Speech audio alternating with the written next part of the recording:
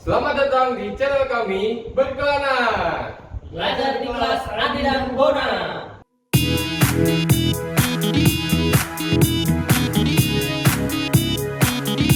Halo sobat Berkelana semua, selamat datang di channel kami Berkelana. Belajar di kelas Andi dan Bona. dengan saya Andi. Saya Bona. Kami akan mengobrolkan hari ini tentang rekening. Diperkenalkan dulu dong. Oh iya boleh, silakan perkenalkan diri sendiri. Halo sobat Berkelana, nama saya Aditya Pratama. Mungkin sobat Berkelana jarang melihat saya ya, karena saya dulu udah 4 tahun di umum. Nah kebetulan sekarang saya di seksi bank. Sekarang hari ini kita akan membahas ya pengelolaan rekening dan penatausahaan kas. Ya. Itu kira-kira apa aja sih dari pengelolaan rekening dan penatausahaan yang akan Mas Adi bahas nih? Iya, di sini penatausahaan rekening ini pertama kita membuat konten ini berdasarkan latar belakang ya. Latar belakangnya ya. Ada latar belakangnya. Latar belakangnya itu nota dinas dari PKN, Direktorat PKN. Dari pusat ya? Iya, dari pusat itu atas tindak lanjut dari rekomendasi BPK karena banyak rekening-rekening penatausahaan kas di KL yang masih perlu dibenahi lagi. Disesuaikan dengan aturan yang ada. Iya betul sekali. Itu dia. Oke baik, langsung saja ke materinya. Silakan. Iya. Seperti yang sebelum itu Boleh. bagusnya kita kasih tahu dulu kita mau punya giveaway. Boleh. Sebelum ini ya. Jadi untuk sobat Berkelana, kita punya giveaway nih. Giveaway-nya syaratnya harus subscribe YouTube dari Berkelana dulu pertama. Kedua harus follow IG dari KPPN Padang. Iya. Nah, tuh untuk bisa dapat giveaway, sobat Berkelana bisa komen nanti kalau konten ini sudah keluar ya. Bisa komen di bawah. Komen apa tuh?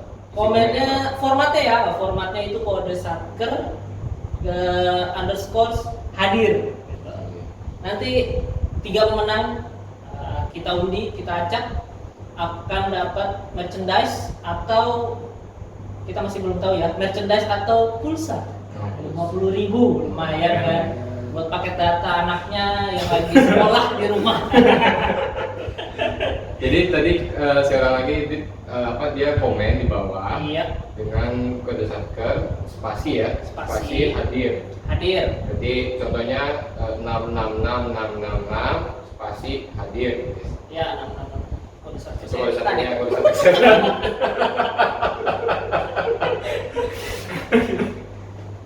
Oke, langsung aja ya. Ya, oke, silakan. Ya, pertama seperti saya bilang tadi ada latar belakang atas kita buat konten atau sosialisasi ini lah terkait pengelolaan rekening dan penatausahaan kas. Latar belakangnya itu adalah hasil pemeriksaan BPK atas LKPP 2019. Jadi terdapat penggunaan rekening pribadi untuk pengelolaan dana yang bersumber dari APBN. Selanjutnya ada saldo kas yang tidak sesuai dengan fisiknya, sisa kas yang terlambat atau belum disetor, dan penggunaan kas yang tidak dilengkapi dokumen pertanggungjawaban. Ini terjadi pada 29 kementerian lembaga. Itu pokok-pokok dari temuan atau hasil pemeriksaan BPK. Sehingga adalah rekomendasi dari BPK. Temuan yang sering terjadi di BPK itu terkait rekening. Pertama ada dana yang disimpan pada rekening pribadi yang tidak terdaftar di KPPN. Yang kedua menggunakan rekening pribadi dalam mengelola uang kegiatan. Yang ketiga terdapat rekening satker yang terdaftar di KPPN tapi tidak tercatat di kementerian. Yang keempat ada pemindah bukuan ke rekening pribadi. Mau untung sendiri nih kayaknya. Mantap. Mau cepet naik haji. Selanjutnya temuan yang sering terjadi terkait pengelolaan kas di bendahara ada 6. Yang pertama menggunakan kas yang dikelola tanpa dasar dan atau bukti yang memadai. Yang kedua terdapat selisih antara visi kas dengan catatan. Yang ketiga terlambat atau tidak menyetorkan kas yang dikelola. tidak mencatat secara tertib penerimaan dan pengeluaran kas pada buku kas umum maupun buku pembantu. Yang kelima, jumlah uang tunai yang disimpan melebihi ketentuan. Ketentuannya 50 juta ya Mas ya, 50 juta, jadi tidak boleh lebih dari itu. Yang keenam, bendahara tidak secara tertib menyampaikan LPJ ke KPPN. Itulah yang sering terjadi. Nah, selanjutnya setelah latar belakang, kita membahas tentang Peraturan Menteri Keuangan Nomor 182/PMK.05/2017 tentang pengelolaan rekening milik satuan kerja, lingkup Kementerian Negara atau lembaga. Ya, bisa kita lihat komposisi rekening pusat per 27 Desember 2018 ini paling banyak ada di RPL dengan jumlah rekeningnya 8 ribuan dan saldo 61 ribu miliar, 61 triliun. Itu yang kiri saldo ya? Iya. Nah, untuk prinsip pengelolaan rekening ini ada dua. Pertama, Undang-Undang Nomor 1 Tahun 2004 ini terkait dengan pembukaan rekening milik Kementerian Lembaga itu harus dengan persetujuan BUN atau KPPN. Yang kedua ada dengan PP Nomor 39 Tahun 2007. Latar belakang adanya PMK 182 ini, pertama adalah simplifikasi. Jadi pedoman pengelolaan rekening milik satuan kerja lingkup Kementerian Lembaga ini masih dinilai kurang efektif dan efisien. Jadi simplifikasi ini ada 4 poin. Pertama, seluruh persetujuan rekening itu diterbitkan oleh KPPN dengan harapan lebih cepat dan lebih mudah. Jadi itu simplifikasi pertama. Kedua, berkurangnya lampiran permohonan persetujuan pembukaan rekening. Jadi sekarang cuma 2, yaitu hanya surat permohonan dan surat kuasa. Yang ketiga, Satker hanya cukup menyampaikan laporan saldo rekening untuk menggantikan daftar rekening pada lampiran LPJ. Ini juga untuk mencegah duplikasi laporan. Yang keempat, penggunaan aplikasi rekening yang lebih memudahkan Satker dalam pengelolaan rekening. Ini mengintegrasikan pengelolaan kas dan rekening dengan aplikasi Sprint. Oke, yang kedua, penyempurnaan. Beberapa jenis rekening itu belum tertampung dalam PMK sebelumnya, PMK 252. Rekening yang baru yang tertampung di PMK 182 ini ada rekening yang baru ya, rekening penyaluran dana hibah langsung, rekening penyaluran dana bansos, dan rekening kerjasama. Yang ketiga, latar belakangnya adalah temuan dari BPK terkait pengelolaan rekening pemerintah. Ini karena BPK menilai belum optimalnya BUN dalam menata usahakan rekening pemerintah. Lalu dalam hal sampling, BPK menemukan rekening pemerintah itu yang tercatat di Bank Umum, tapi tidak tercatat di Kementerian Keuangan, tercatat di KPPN, tapi sudah tercatat di KL-nya. Itu latar belakangnya. Ini pengaturan terbaru di 182. Apa yang baru di PMK 182 ini? Ini ada banyak ya. Salah satunya adalah aplikasi rekening, itu Sprint ya, dan virtual account yang lagi booming. Jadi jenis rekening milik Satker lingkup KL ini ada 3, sama rekening penerimaan dan rekening pengeluaran. Ini harus berbentuk giro. Lalu yang ketiga, rekening lainnya. Ini ada yang berbentuk giro, ada yang berbentuk deposito. Jadi deposito ini hanya khusus untuk Satker BLU ya. Contohnya jamil ya. Universitas, ya, rumah sakit, seperti itu. Untuk tabungan, ya ini rekening pemerintah ini tidak boleh untuk tabungan, apalagi tabungannya atas nama pribadi atau tabungan haji ya. Itu dia mau naik haji lebih cepat sebenarnya kan, naik haji dengan bunga. Ini rekening milik Satker lingkup KL, ini ada banyak, rekening penerimaan, rekening pengeluaran, dan rekening lainnya ini ada banyak. Pertama, rekening milik BLU itu bisa berisi dengan rekening pengelolaan kas, rekening operasional BLU, rekening dana kelolaan. Lalu ada rekening milik perwakilan RI, ada rekening penyaluran dana bantuan, dana hibah, dan sebagainya. Ada banyak rekening lainnya ini. Nah, pertama rekening penerimaan nih.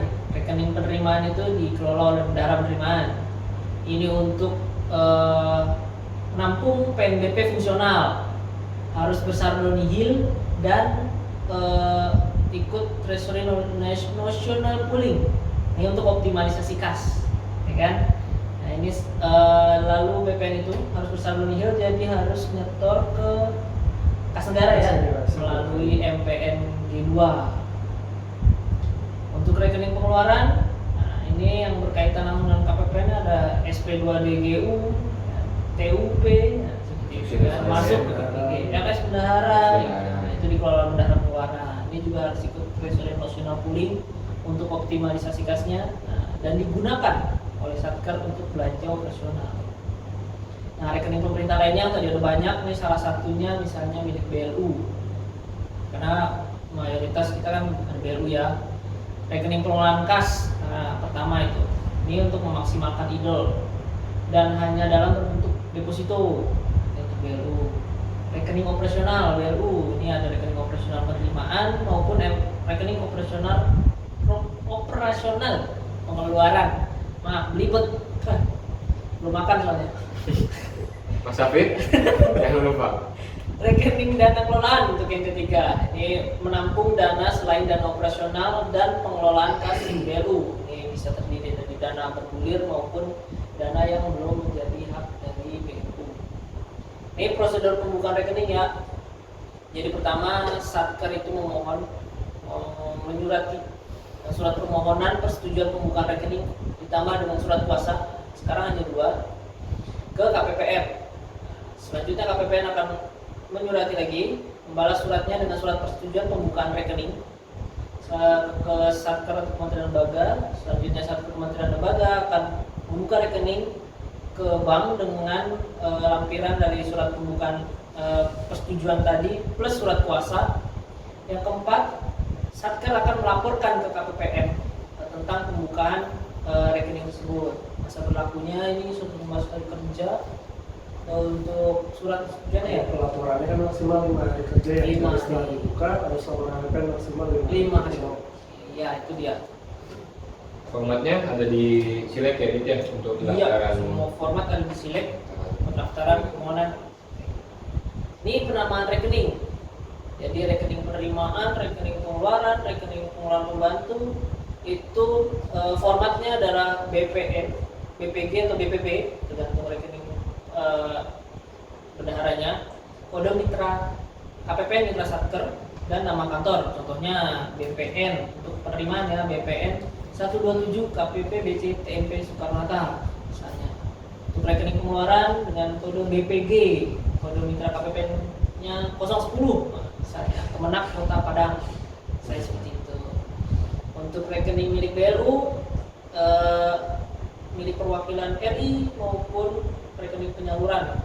Ini kalau untuk BLU selain kode RPL, kode KPPN dan BLU nama satuan kerjanya itu harus dicantumkan tujuannya.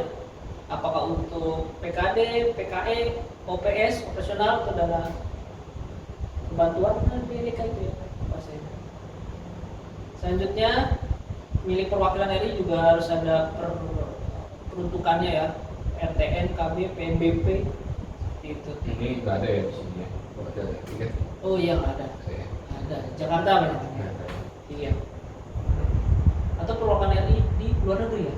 Iya. Siapa tahu video kita sampai luar negeri. Amin. Selanjutnya ini penamaan rekening yang lainnya. Mayoritas hampir sama yaitu kodenya, kode rekeningnya, kode mitra kerja dan kode nama satuan kerja. Jadi pada itu kalau penamaan rekening itu Satker nggak bisa menentukan saya pengennya mau nyaman seperti ini. Jadi sudah diatur ya. Jadi untuk rekening bendahara pengeluaran harus pakai BPG. Iya, betul. Terus rekening bendahara penerimaan harus pakai BPN. Nah, nanti yang menerbitkan namanya itu dari KPPN. KPPN kita yang menentukan namanya. Kita yang menentukan namanya. Tinggal maunya disingkat jadi apa misalnya. Misalnya seperti itu. Perubahan bank tempat pembukaan rekening. Nah ini misalnya kita udah punya rekening di bank di sensor ya, tidak ada sponsor soalnya. Ditunggu sponsornya. Jadi dari bank A ke bank B, jadi Satker itu akan mengajukan dulu surat permohonan perubahan bank kepada kuasa bun di daerah yaitu KPPN. Kuasa bunnya akan meneliti dan menyetujui permohonan perubahan bank tersebut. Nah, setelah disetujui dan terbit surat, Satker akan membuka rekening baru pada bank umum, bank B intinya ya. Nah dia udah punya di bank A, mau kita ganti jadi bank B, nah, dia akan membuka di bank B tersebut. Setelah dibuka, Satker akan memindahkan saldo rekening dari bank A ke bank B. Setelah di saldo sudah nol di bank A, Satker harus menutup rekening lama. Nah, setelah ditutup, Satker harus melaporkan pembukaan rekening yang tadi dan penutupan rekeningnya, pembukaan dari rekening bank B dan penutupan di rekening bank A.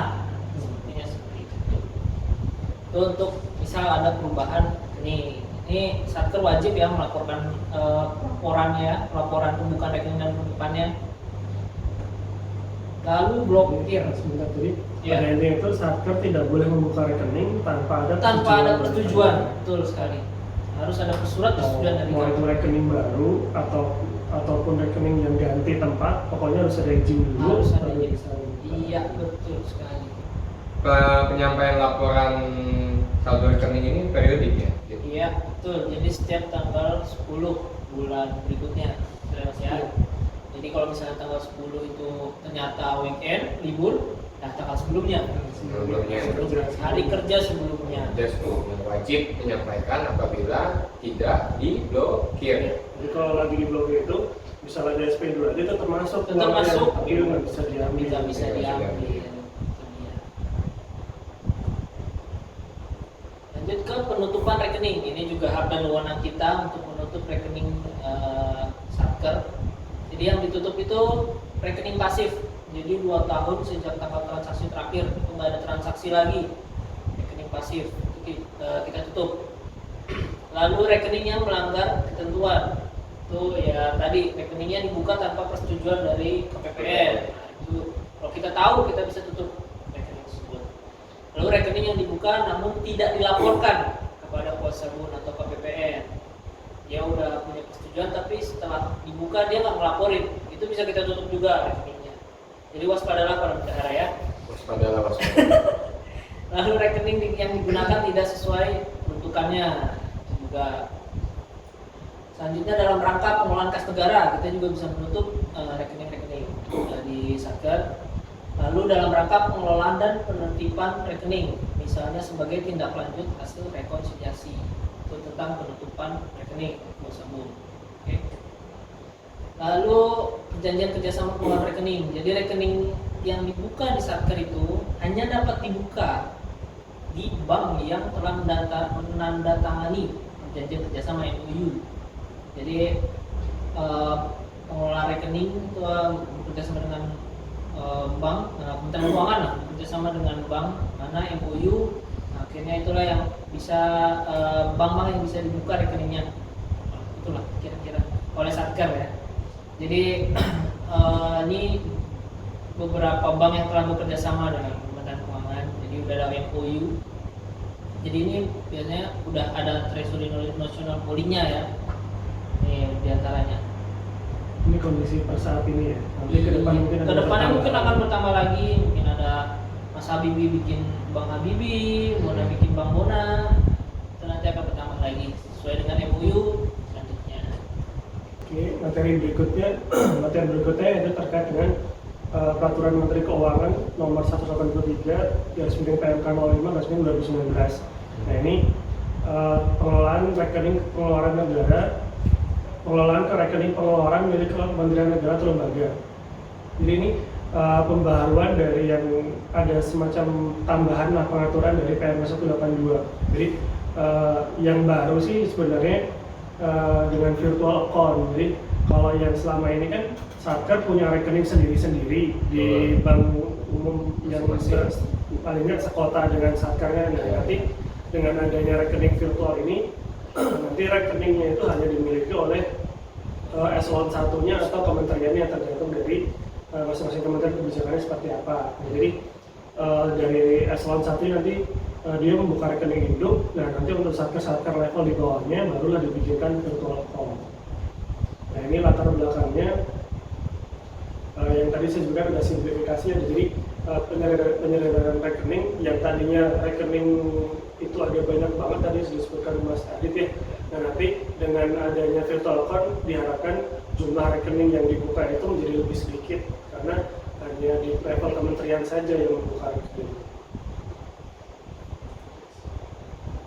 Nah ini yang tadinya di kondisi existing sebelum kita penerapan virtual account itu ada 24.108 rekening, dan nanti diusahakan rekening ini bisa dikurangi dengan adanya virtual account ini.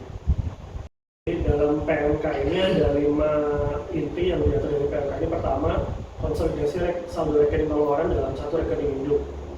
Jadi nanti misalnya satu eselon 1 nih kayak di kita nih di Dijen Pembendaraan, nanti yang membuka rekening hanya Dijen Pembendaraan rekening induknya. Nanti untuk level subset yang di bawahnya seperti KPPN ini hanya dibuka virtual account. Jadi rekening induk itu nanti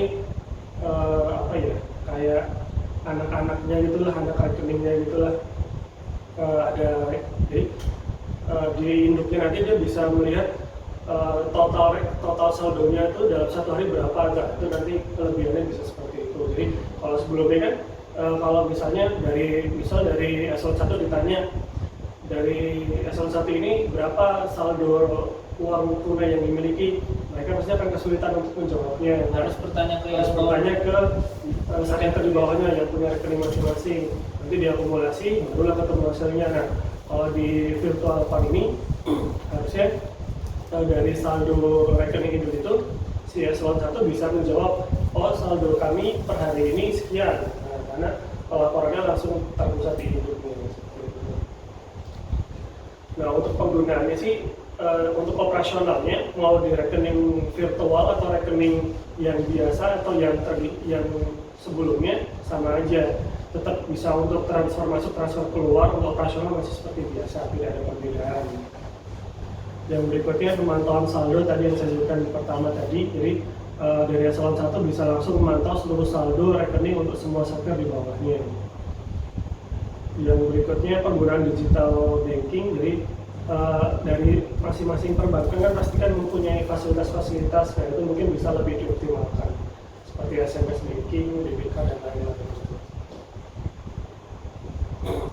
Nah, dari eselon misalnya kita pembukaan rekening induknya di level eselon 1.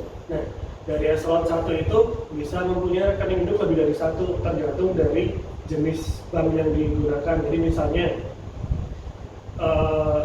dari masing-masing satker di bawahnya itu maunya pakai bank A. Misal eselon 1 ini punya kayak di karena itu misal ada punya 200 anak satker di bawahnya, dan misalnya dari ke 200 ini misalnya nggak sepakat untuk tidak sepakat. Jadi ada yang 50 satker maunya ke bank A, 50 berikutnya maunya ke bank B. Nah itu bisa, jadi rekening induknya bisa dibuka untuk lebih dari satu bank umum. Nah, jadi ada lebih dari satu bank masih dimungkinkan. Jadi misalnya kita di KPPN, antara KPPN A dengan KPPN B mungkin banknya bisa beda. Satu di bank A, satu di bank B.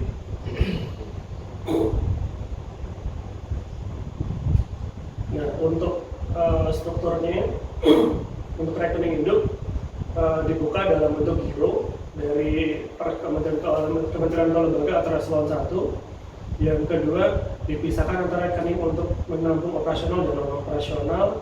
Yang ketiga, dapat dibuka pada satu atau lebih dari bank umum yang tadi saya sebutkan.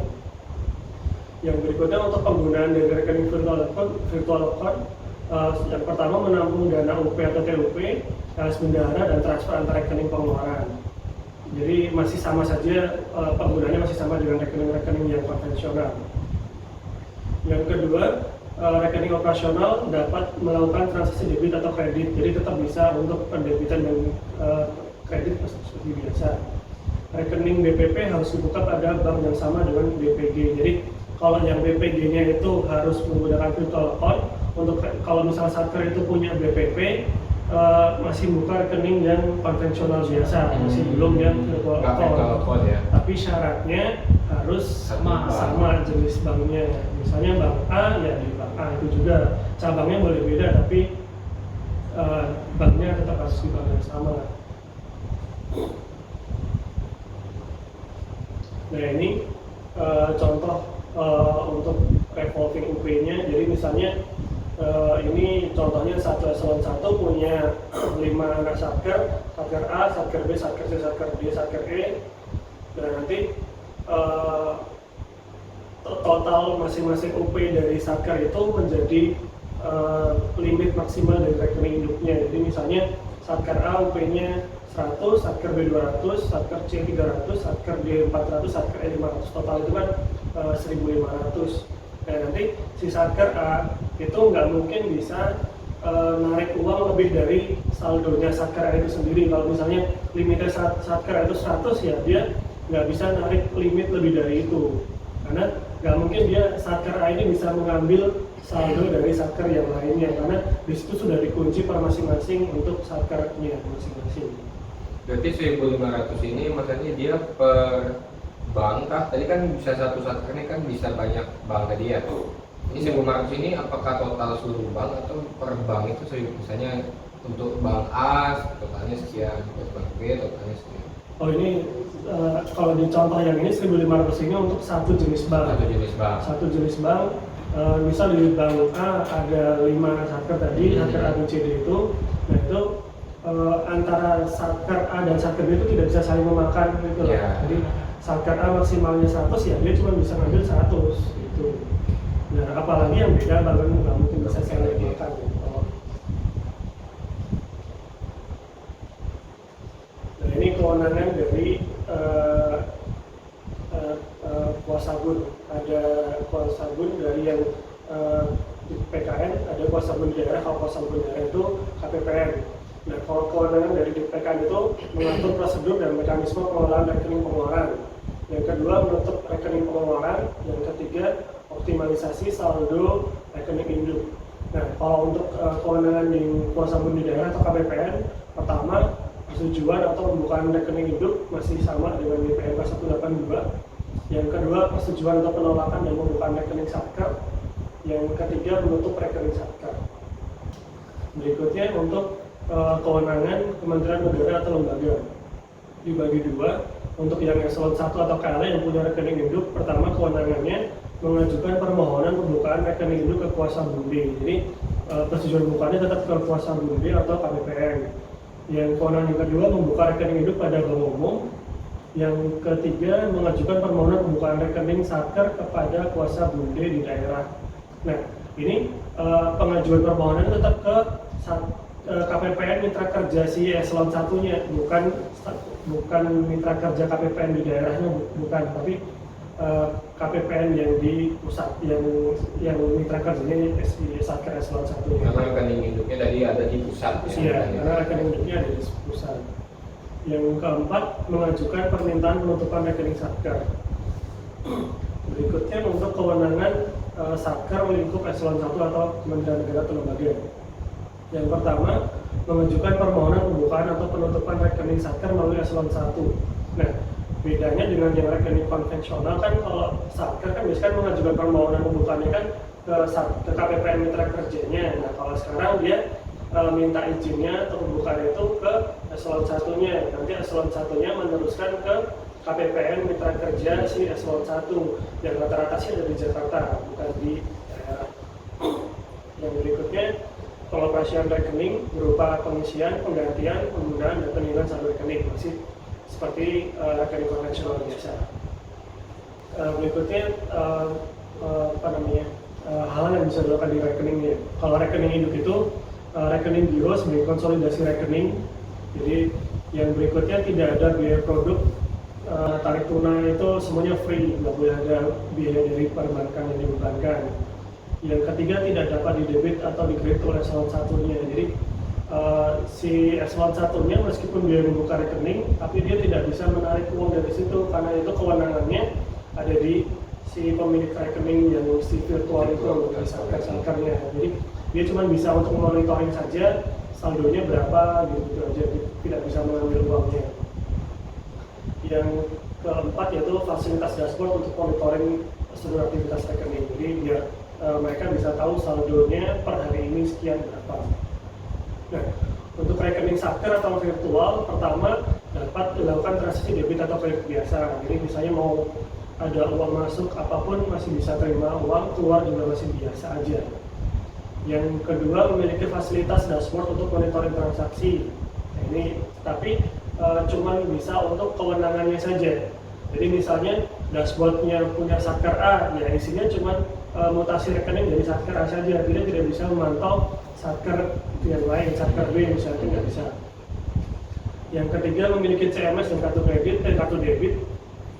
Yang keempat, dapat dilakukan tarik tunai baik di teller maupun di ATM, masih sama dengan yang konvensional ya.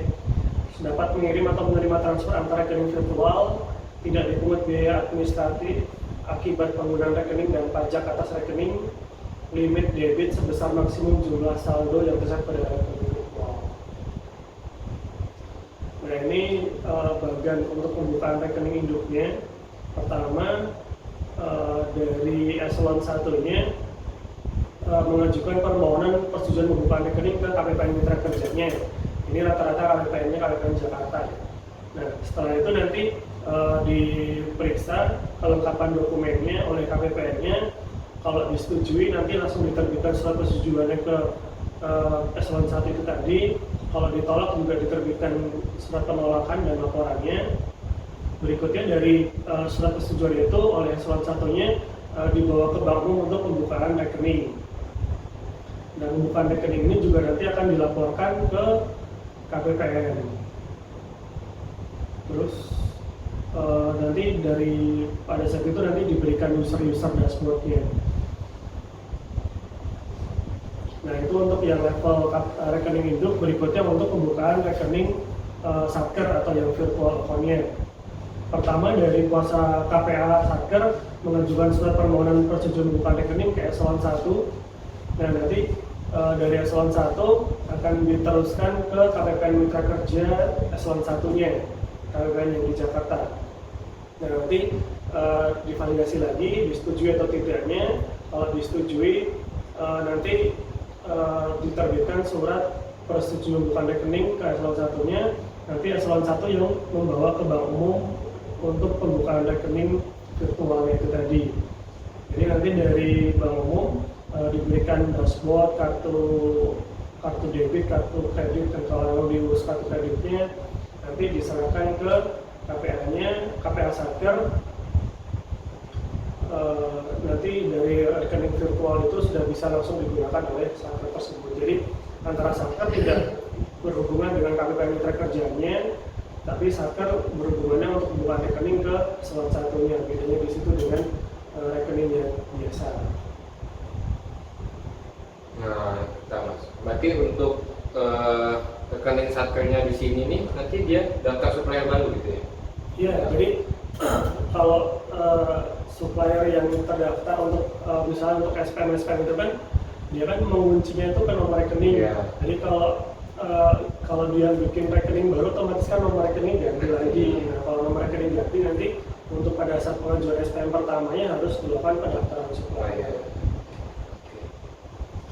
Berikutnya untuk penamaan dan penomoran nomor rekening induk atau rekening satker. Nah ini udah sama dengan yang di PMK 182 tadi. Ada format bakunya untuk penomoran dan penamaannya. Format penamaannya pertama untuk yang rekening induk itu RKK spasi singkatan eselon 1-nya atau singkatan KL-nya. Berikutnya ada OPS, KTJ atau DSP tergantung dari nama tujuan dari penggunaan dananya itu tadi. Nah itu untuk yang rekening induk. Kalau yang rekening virtualnya, rekening satkernya di situ ada berapa digit itu? Ada 6 digit pertama. Itu untuk penomorannya ada kode bank. Kalau penomoran nanti tergantung dari banknya ya. Kita nggak usah bahas. Jadi yang format penamaannya aja. Kalau format penamaannya masih sama dengan di PMK 182 BPG, kode KPPN Mitra Kerja Satker. Kalau misal kita di KPPN Padang ya 010, terus singkatan nama Satker itu masih sama dengan rekening konvensional. Misalnya untuk Satker Mitra Kerja KPPN Padang BPG 010 KPPN Padang gitu. Itu kalau rekening milik bendahara KPPN Padang. Mas Andi. Jadi berikutnya kalau tadi mungkin kalau dari badan mungkin kita nggak bisa memahami, misalkan banyak yang rumit itu. Nah ini alur lebih simpelnya. Jadi alur pembukaan rekeningnya untuk yang satker virtual itu pertama dari KPA mengajukan surat permohonan pembukaan rekening ke eselon 1-nya. Nanti dari eselon 1 diteruskan ke KPP Mitra Kerja eselon 1-nya. Dari di KPP nanti divalidasi apakah memenuhi syarat atau tidaknya. Nanti setelah diteliti memenuhi syarat, nanti diterbitkan surat persetujuan pembukaan rekeningnya ke eselon 1. Nanti dari eselon 1 dibawa ke bank umum untuk dibuka rekening satker atau rekening virtualnya, dikonsolidasikan dengan rekening induk yang sebelumnya sudah dibuka tadi. Berikutnya nanti satker kan sebelumnya dia sudah punya rekening rekening yang konvensional. Nanti saldonya dipindahkan dari rekening lama ke rekening yang barunya. Nanti rekening yang lama kalau udah nol bisa ditutup dan dilaporkan ke KPP Mitra Kerja satker daerah untuk laporan penutupan rekeningnya. Seperti itu. Satker ini dapat tahu dia udah dapat virtual code apa enggak dari mana? Dari eselon 1-nya? Dari eselon 1-nya, nanti karena yang berhubungan langsung dengan pihak bank kan si eselon 1-nya, jadi nanti segala pemberitahuan dari bank nanti lewat eselon 1-nya ke satker di bawah.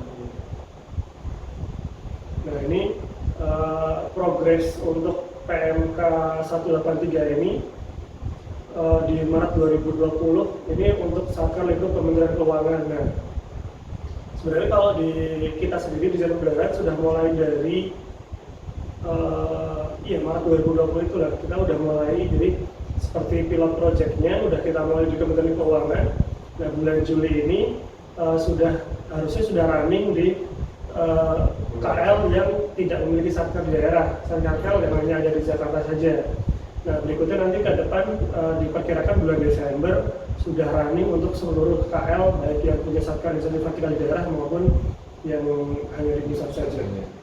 Lanjut ke pedoman bendahara sesuai dengan Perdirjen nomor Per 27 PB 2019. Ini peraturan terbaru. Ini ada perubahan pada aktivitas di bendahara. Di sini menekankan lebih ke KKP ya, kartu kredit pemerintah. Jadi aktivitas bendahara pengeluaran ditambah 2 lagi di PMK Perdirjen ini. Maaf. Yang pertama seperti yang lama ada penerbitan SPMUP atau TUP oleh kuasa PA, pembayaran atas uang yang bersumber dari UP. Yang ketiga ini yang baru ada pembayaran atas uang yang bersumber dari UP KKP. Keempat ada penerbitan surat persetujuan besaran UP atau TUP KKP. Ini aktivitas terbaru ada 2 ini. Yang kelima pembayaran atas uang yang bersumber dari SPMLS bendahara. Keenam penyaluran dana ke BPP dan LPG BPP. Yang ketujuh aktivitas kas lainnya. Ini ada 2 untuk di Perdirjen itu baru ini. Nah ini kita fokus ke 2 itu aja untuk yang di slide ini. Pembayaran atas uang yang bersumber dari UP KKP. Jadi pertama pencatatan pembayaran UP kepada pihak terbayar atau pihak ketiga sebesar nilai bruto berdasarkan kwitansi atau bukti pembelian setelah bendahara pengeluaran menerima SPBY yang ditandatangani oleh PPK atas nama KPA. Yang kedua, bendahara harus memperhatikan saldo UP KKP pada kartu pengawasan kartu kredit pemerintah. Yang ketiga, pencatatan pemungutan atau pemotongan dan penyetoran pajak atau bukan pajak sesuai dengan daftar pungutan atau potongan. Yang keempat, pencatatan pembayaran tagihan KKP melalui pendebitan rekening bendahara pengeluaran ke rekening bank penerbit KKP sebesar nilai tagihan. Ini penerbitan surat persetujuan besaran UP KKP dan surat persetujuan pemberian TUP KKP. Pertama itu pencatatan besaran UP KKP atau tambahan UP KKP berdasarkan surat persetujuan besaran UP KKP atau surat persetujuan pemberian TUP KKP dari KPPN. Yang kedua, pencatatan pencairan dana untuk pembayaran tagihan KKP dan setoran pungutan atau potongan pajak atau bukan pajak berdasarkan SPMD UP KKP yang telah diterbitkan SP2D-nya. Yang ketiga, pencatatan pertanggungjawaban TUP KKP berdasarkan SPMP TUP KKP yang dinyatakan sah. Nah, ini ada transfer limit KKP dari BP ke BPP. Jadi di limit ya aktivitas penyaluran dana kepada BPP dari bendahara pengeluarannya. Sebagaimana halnya penyaluran dana UP tunai dari bendahara pengeluaran ke BPP, penyaluran UP KKP dari bendahara pengeluaran ke BPP berupa transfer batasan belanja di limit KKP oleh Jadi bendahara pengeluarannya melimit batasan belanjanya ya untuk BPP-nya masing-masing. Jadi aktivitas penerimaan transfer batasan belanja atau limit KKP pembayaran uang tersedia UP KKP. Pencatatan penerimaan transfer batasan belanja limit KKP dari bendahara pengeluaran. Jadi ini memang dari bendahara pengeluarannya kayaknya memang melimit ya KKP-nya untuk bendahara pengeluaran pembantu di masing-masing. Jadi misalnya kan contohnya BP limit untuk biasanya kan kalau standarnya KKP kan 40% dari UP. Tapi misalnya si Satker ini punya UP-nya 100 juta. Jadi kan KKP-nya kalau normalnya kan berarti kan 40 juta. Nah si BPG ini misalnya dia punya BPP.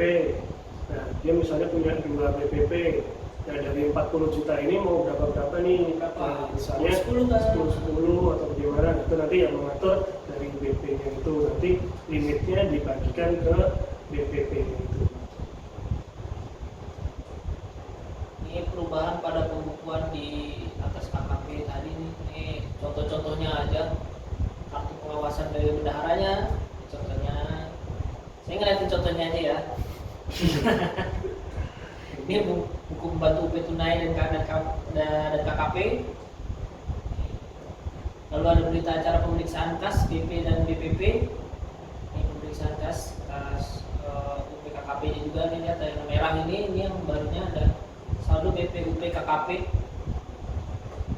Berita acara pemeriksaan kas dan serah terima BP dan BPP juga ada UP KKP-nya. Berita acara keadaan kas BP dan BPP juga contoh. Berita acara pemeriksaan kas dan rekonsiliasi, contohnya seperti ini. Laporan pertanggungjawaban dari BP dan BPP juga contohnya seperti ini. Nah ini nanti akan diverifikasi oleh KPPN dan Kanwil. Verifikasi untuk LPJ dari bendahara penerimaan dan bendahara pengeluaran dilakukan dengan aplikasi yang dibangun oleh Direktorat Jenderal Pembendaharaan. Dalam hal ini SPRINT ya, Sistem Pengelolaan Rekening Terintegrasi. Baik, terima kasih Mas Adit atas penyampaian materinya. Jadi saya simpulkan ya dari awal tadi kita ada 3 bagian materi yang disampaikan. Pertama dari PMK 182 tahun 2017 terkait dengan rekening lah ya, pengelolaan rekening ya. Jadi pada intinya itu Satker tidak boleh membuka rekening pemerintah tanpa persetujuan dari kuasa bun. Nah, kuasa bun dalam hal ini KPPN, kalau kita kerjanya Satker yang ada di daerah. Jadi jangan sampai nanti Satker membuka rekening untuk apapun itu yang terkait untuk pengelolaan dana APBN tanpa persetujuan dari kuasa bun atau KPPN. Nah, itu untuk rekening penerimaan, rekening pengeluaran, rekening penampung, semuanya harus ada izin dari KPPN. Nah nanti untuk persetujuannya yang segala macamnya itu nanti dilakukan melalui aplikasi SPRINT Mas ya. Nanti dari izin pembukanya nanti lewat aplikasi SPRINT. Nanti surat yang dari KPPN juga disampaikan lewat aplikasi SPRINT ya. Satker bisa di-download sendiri. Satker sendiri sudah bisa download. Nah berikutnya tadi ada terkait virtual account.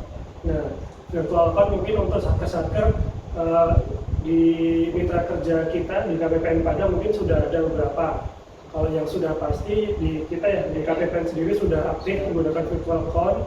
Nah nanti bertahap untuk Satker yang lainnya. Jadi intinya untuk mekanismenya kalau untuk proses operasionalnya sama saja dengan yang rekening yang selama ini digunakan. Bisa untuk SPM, SP2D masih sama seperti itu. Kalaupun nanti misalnya mau ada transfer dana titipan atau segala macamnya, kalau memang diperbolehkan di aturan juga tetap bisa dilakukan di rekening tersebut. Nah yang bedanya hanya nanti untuk pembukaan rekeningnya izinnya. Kalau biasanya Satker buka rekening itu izinnya ke KPPN mitra kerjanya, kalau yang ini nanti permohonan izinnya diteruskan ke eselon 1-nya, bukan KPPN-nya seperti itu. Paling bedanya cuma di situ saja. Termasuk penggantian bank ya, kalau misalnya jadi kalau ke eselon 1. Eselon 1 karena Satker nggak berhubungan dengan bank operasional langsung, tapi dijembatani oleh eselon 1 masing-masing. Berikutnya yaitu terkait dengan Perjanjian nomor 27 PB 2019 terkait dengan pedoman bendahara. Ada pengaturan tambahan yaitu terkait dengan kartu kredit pemerintah.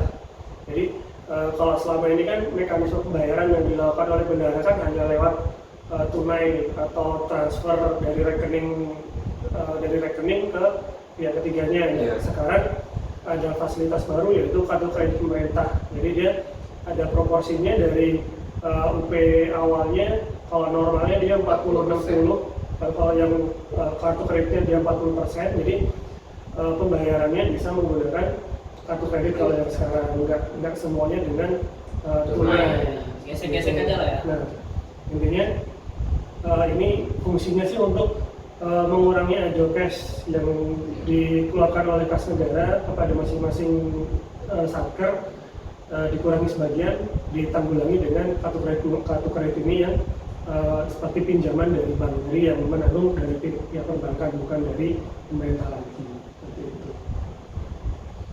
Mungkin saya tambahkan dikit Mas, untuk nama tadi ya, nama rekening jangan lupa juga teman-teman sobat berkelana semua, nama itu udah ada formatnya yang tadi di awal kita sudah ceritakan, BPG, terus KPPN mitranya, terus setelah itu namanya, nah namanya nanti singkatannya itu boleh nanti koordinasi dengan teman-teman KPPN sih. Mungkin itu aja tambahan saya. Dari Adit mungkin ada Ya, mengingatkan ke sobat berkelana, tolong yang mau membuka rekening, tolong dilaporkan ya, dan yang mau menutup rekening tolong dilaporkan ya, jangan sampai nanti ada rekening liar yang tidak tercatat di kita, daripada kita blokir atau kita tutup kan, itu lebih baik kita giveaway. Lebih baik laporkan saja gitu. Mengingat giveaway tadi ya mengingatkan lagi nih giveaway kita nih. Jadi bagi sobat berkelana yang sudah selesai menonton episode ini, coba komen di bawah dengan format kode satker spasi hadir. Nah, nanti kita 3 orang pemenang kita acak akan mendapatkan pulsa 50.000. Oke. Pengumumannya nanti gimana nih? Oke, nah pengumumannya, tadi kan syaratnya ada 2, satunya subscribe, 2 adalah follow IG ya. Yeah. Pengumumannya kita akan umumkan tanggal 27 Agustus nanti di Instagram KPPN Padang. Dan di Instagram juga nanti kita akan membuat pertanyaan. Nanti kita akan acak juga siapa yang akan menjawab cepat dan tepat akan dapat hadiah dari KPPN Padang juga. Jadi diharapkan bisa menonton episode ini dengan seksama dan pantengin terus Instagramnya, karena kita nggak tahu kapan pertanyaan itu akan muncul. Oke? Jam 12 malam. Nah, itu dia. Mungkin itu saja Mas Bono dan Mas Andi. Oke, baiklah, untuk kelas hari ini saya tutup. Terima kasih kepada Mas Adit yang telah memberikan materi yang cukup bermanfaat bagi kita tentang pengelolaan rekening. Mudah-mudahan pengelolaan rekening ini bisa kita maksimalkan, karena juga kita tahu pada saat ini ekonomi kita sedang melemah. Jadi kita berharap, kami KPPN juga berharap teman-teman satker dapat terus memacu belanjanya supaya daya beli masyarakat ini bisa meningkat dari belanja pemerintah. Terima kasih telah menonton channel ini. Jika video ini bermanfaat, silakan subscribe, like, komen, dan share. Jangan lupa minum vitaminnya. Waspada corona. Laporkan rekeningnya. Dirgahayu Indonesia. Merdeka! Musik.